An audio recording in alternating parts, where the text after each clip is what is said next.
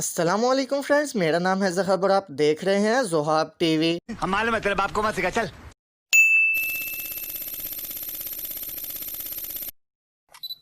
दोस्तों, दुनिया में बहुत से ऐसे वाक़यात होते हैं जो हमारी समझ से बाहर होते हैं, यानी वो मिस्ट्री बनकर ही रह जाते हैं। ऐसा ही कुछ इस ब्राज़ीलियन फ़्लाइट के साथ हुआ जो 1954 में गायब हुई और 1989 में वापस आ गई। सुनने में बहुत अजीब लग रहा है ना? तो वीडियो देखें, पूरी समझ आ जाएगी। समझ रहे हो? समझ रहे हो आप? हाँ, समझ गया। तो दोस्तों, आज की वीडियो में मैं आपको उस फ्लाइट के बारे में बताऊंगा जो 35 साल बाद लैंड हुई और उसके अंदर जो था वो देखकर सारे हैरान हो गए। तो शुरू करते हैं वीडियो। सब्सक्राइब करें ज़ोहाब टीवी को और बेल आइकन प्रेस करें इंफॉर्मेटिव वीडियो सबसे पहले देखने के लिए। वो नहीं हो पाएगा। क्यों नहीं? आप वो बात क्यों पूछते हैं? अरे जो बताने के काबिल नहीं है। मुझे कुछ नहीं पता, सब्सक्राइब करो। हाँ, समझ गया।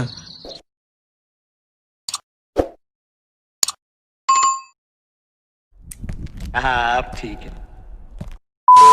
अब इस अजीबो-गरीब वाक़ये के बारे में बात करते हैं। ये कहानी तब शुरू होती है जब ब्राज़ीलियन एयरलाइंस सैंटियागो एयरलाइंस की फ़्लाइट 513 4 सितंबर 1954 को जर्मनी के शहर आंचिन से टेक ऑफ करती है और शेड्यूल के मुताबिक उस फ्लाइट ने 18 घंटे बाद ब्राज़ील के शहर पोर्टो एलेग्रे में लैंड करना होता है। अब इस फ्लाइट में टोटल 92 लोग मौजूद थे, जिनमें से 88 पैसेंजर्स और 4 क्रू मेंबर थे, जिनमें पायलट मिगुएल विक्टोर क्यूरी भी शामिल था। अब इन लोगों को नहीं पता था कि इनके साथ क्या होने वाला है। वैसे ये तो किसी को भी नहीं पता कि उसके साथ आगे क्या होने वाला है। हाँ, नहीं पता ना। अब इसके कुछ ही मिनट बाद प्लेन क्रू का अथॉरिटीज़ के साथ कनेक्शन ख़त्म हो गया और प्लेन रडार से भी गायब हो गया, या ये कहा जाए कि प्लेन गायब ही हो गया तो गलत नहीं होगा। इस वक्त हर कोई यही सोच रहा था कि प्लेन गया तो गया कहाँ? जिस वक्त प्लेन गायब हुआ उस वक्त प्लेन अटलांटिक ओशन के ऊपर था। मैं क्या करूं, फिर जॉब छोड़ दूं? अरे एडिटर भाई, हर जगह पे मीम्स नहीं चलते, तुम तो कुछ भी कर रहे हो। अब इस वाक़ये के 2 साल बाद ही सैंटियागो एयरलाइंस बंद हो गई क्योंकि इनका बिजनेस ठप हो गया। हाँ, बिल्कुल ऐसे ही, क्योंकि उस वक्त हर कोई यही समझ रहा था कि ये एयरलाइंस की साजिश है और कोई पैसेंजर भी इसमें सफ़र नहीं कर रहा था। और तो और इनकी रिसर्च टीम को एक ट्रेस भी नहीं मिला जिससे साबित हो सके कि ये एक्सीडेंट था और प्लेन क्रैश हो गया, क्योंकि अगर प्लेन क्रैश होता तो इतने बड़े प्लेन के कोई ना कोई ट्रेसेस तो मिलते ही। चलो, उन 92 लोगों की हड्डियों के ट्रेसेस तो मिलते ही, लेकिन ऐसा नहीं हुआ। ये बड़ी अच्छी बात कही आप। अरे यार, हर जगह मीम नहीं लगाने। मीम्स लगाई जा रहे हो, अब मीम लगा के दिखाओ, मैं तुम्हें बताता हूँ फिर। समझ आ गई? हाँ, समझ गया। एक मिनट, ये भी तो मीम ही है। अब बचो तुम मेरे से। अब समझ गए? जी। अच्छा, इसे छोड़ो, इसने नहीं बाज आना, हम आगे बढ़ते हैं। वैसे मैं कहाँ था? अरे बेटा, तुम वहाँ थे। प्लेन के ट्रेसेस नहीं मिलते और पता नहीं क्या। हाँ, याद आ गया।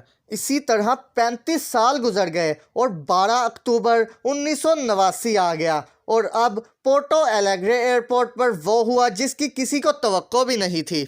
अरे क्या हो गया? ये वही एयरपोर्ट था जिस पर सैंटियागो एयरलाइंस की फ़्लाइट 513 ने लैंड करना था। यहाँ पर एयरपोर्ट अथॉरिटीज़ ने कुछ अजीब नोटिस किया। उन्होंने नोट किया कि काफ़ी देर से एयरबेस के करीब एक प्लेन चक्कर लगा रहा है। उन्होंने पायलट से कांटेक्ट करने की कोशिश की, लेकिन कुछ नहीं हो पाया क्योंकि ये उन प्लेन्स में से था ही नहीं जिन्होंने इस एयरपोर्ट पर लैंड करना था। फिर कुछ देर बाद वो प्लेन बिल्कुल सेफली खुद ही लैंड हो गया। और तो और ये बिल्कुल परफेक्ट लैंडिंग थी। जो प्लेन लैंड हुआ वो बिल्कुल ठीक हालत में था और ये वही प्लेन था जो 35 साल पहले अटलांटिक ओशन के ऊपर से गायब हुआ था। फिर अथॉरिटीज़ प्लेन तक पहुंची और जब उन्होंने प्लेन का दरवाज़ा खोला तो जो उन्हें नज़र आया वो मैं आपको ब्रेक के बाद बताऊंगा।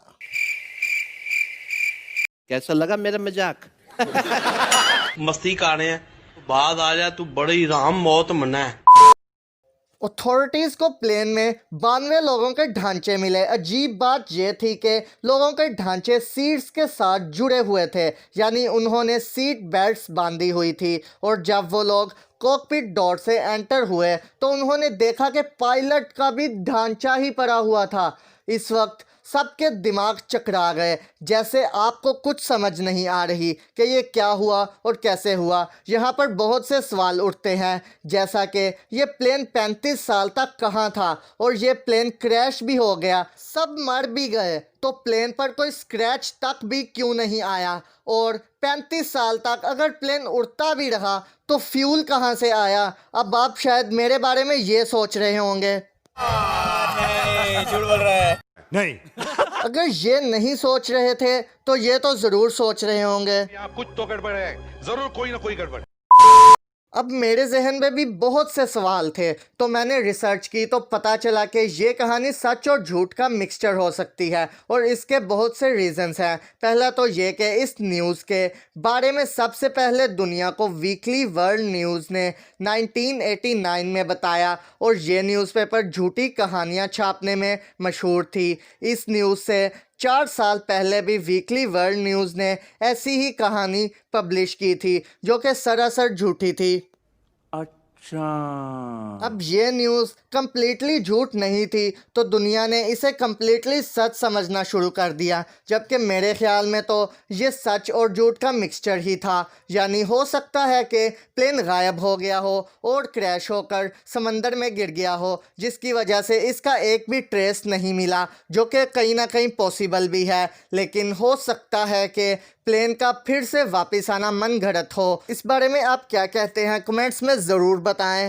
फिर बाद में क्या हुआ वो मैं आपको बाद में बताऊंगा, क्योंकि अभी इस बुक में बहुत से पेजेस बाकी हैं। आज के लिए इतना ही। अपना बहुत सा ख्याल रखें और आपसे फिर मुलाकात होगी अगली वीडियो में। अल्लाह हाफिज़।